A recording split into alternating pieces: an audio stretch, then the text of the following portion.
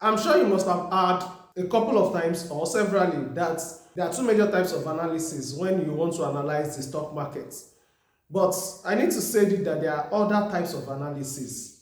Majorly, we have technical analysis and we have fundamental analysis. But there's one we still call sentimental analysis, and there's the last one that is ignored, especially by beginners.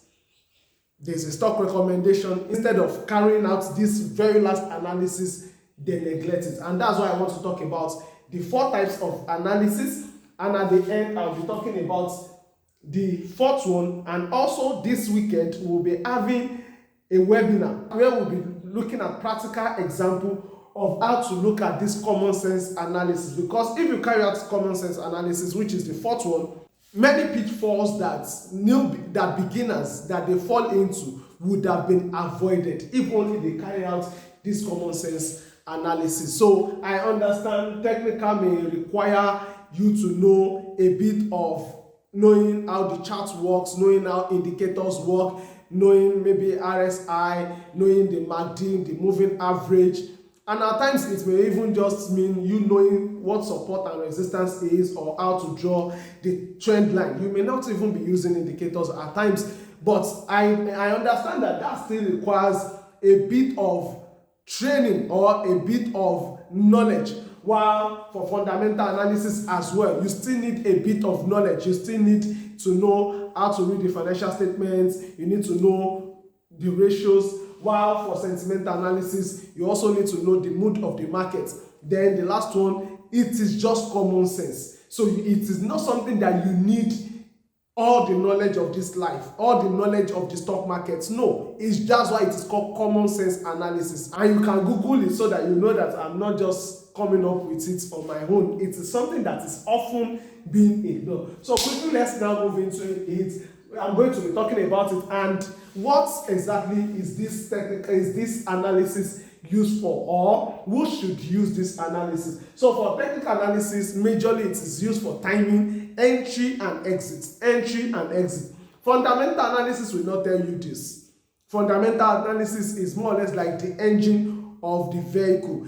So majorly you use technical analysis to time the market, entry and exits. Fundamental analysis will not tell you that. Fundamental analysis majorly points towards the future, and also maybe you can just check the going concern of the business. So technical analysis, timing, your entry and exit. So where should I enter? Where should I exit? Number two is it's majorly for short-term trading decision.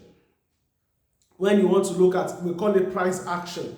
You are looking at where the price has been, what has been the all-time low, where has it been in the past quarter, in the past 1 year, okay, what has been the all-time high. You are using it, and by the time you now draw the trend line, or maybe you draw your support and resistance, then you'll be able to make an informed decision. And you also look at maybe the whole industry. What is the trend of the whole industry of that stock you are analyzing? I hope you get my point. So you use it for short-term trading decision.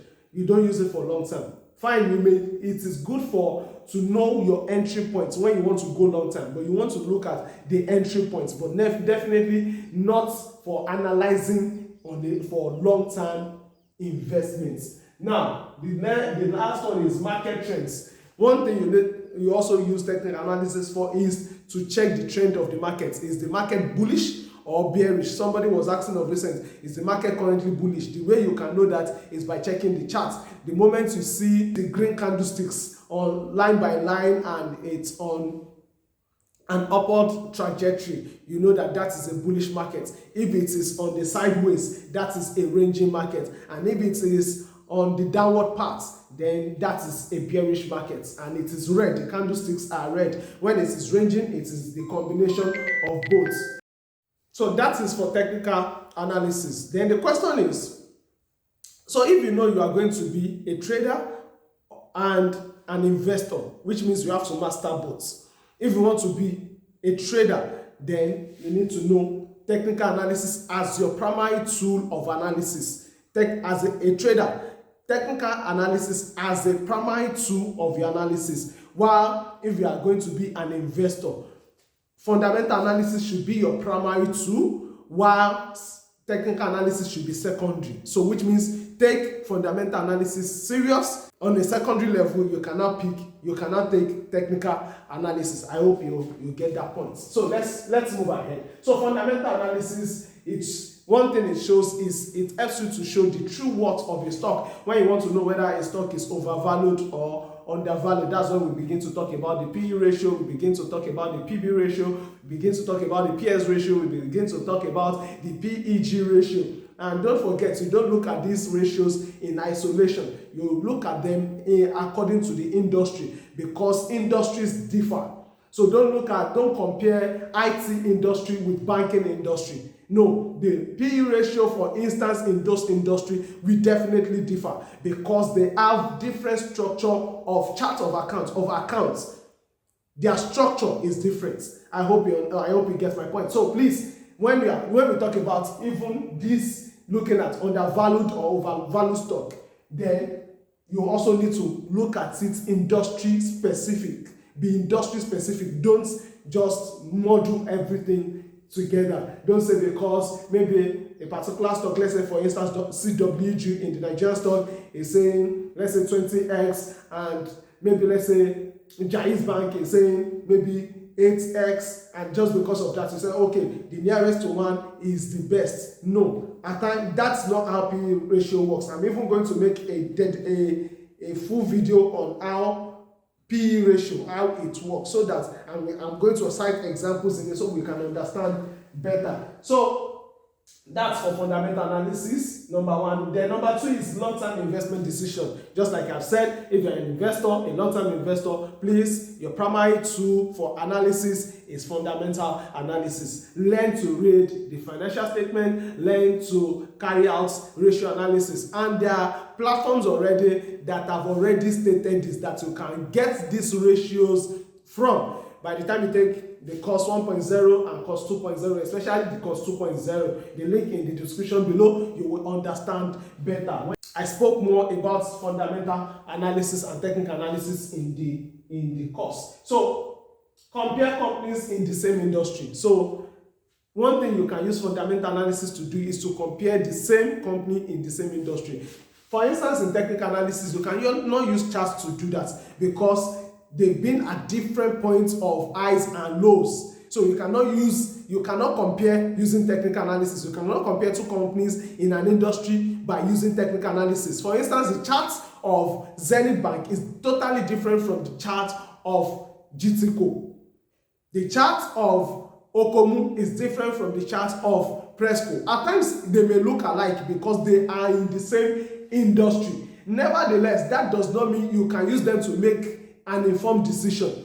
You have to go back to their fundamentals, you have to go back to their financial statement, you have to go back to their ratios. I hope you get my point. So the last but not least is dividend and cash flow decisions. When you want to know whether a company is a dividend paying company, you cannot know through technical analysis, you can only know through fundamental analysis. That's when you begin to look at the dividend payout ratio, you begin to look at the dividend yield. Even when you want to know whether a company has the capacity to pay dividend, that's when you begin to look at their cash flow statement and you begin to look at the free cash flow. So that's when you begin to look at that, because a company may be profitable and at the end does not have cash flow, and dividend is paid out of cash, and that's why you look at the free cash flow. I hope you get my point. So that's for fundamental analysis. Now, sentiment analysis, this generally looks at the mood of the market. For instance, if you know how to carry out sentiment analysis, many people who bought the insurance stocks at the top will not have bought it, because it would have shown that there is greed in the market. People are only moved by the news that came out and they were already making profit. And you know that one thing is that whatever goes up must surely come down. The market mood index would have been showing greed at that point in time. It would have been on red that there is greed in the market. So it is not a time to enter the market at that point in time. Even you would have seen that this is not a time to enter it. But you know, newbies, they just see that, oh, the insurance stock, most of them are penny stocks, and that's why they sold. Hadn't been it's another industry maybe where the price is high, many people wouldn't have jumped into it. But because they are penny stocks with 100,000 naira, you can heap as much as possible, and that's why some of these beginners are now at a loss in those insurance stocks. But don't worry, if you are already in loss, a time will come when they are going to rise again, because truly the Naira 2025 that was signed is in favor of the insurance industry, but it's not going to commence immediately. What we saw was only a reaction to that news. It's only a reaction. By the time the modalities are now being drawn of how to meet the capitalization threshold that has been specified by NICOM and the Naira 2025, that's when we'll now know which company is solid, which company is staying, which company is going to match, which company is going to be delisted. That is when we'll now begin to enter the market for long term. I hope you get my point. Those that made money now, they are majorly traders. It was a reaction to the news that was signed, to the new act that was signed. Let's move on. So you use it to identify extremes. You look at the fear and the greed index. We don't really have tools that usually shows us this index now, fear and greed index, when it comes to the Nigerian stock. For instance, when it comes to the US stocks, there are so many platforms you can use to check the fear and the greed index. But for Nigeria, only few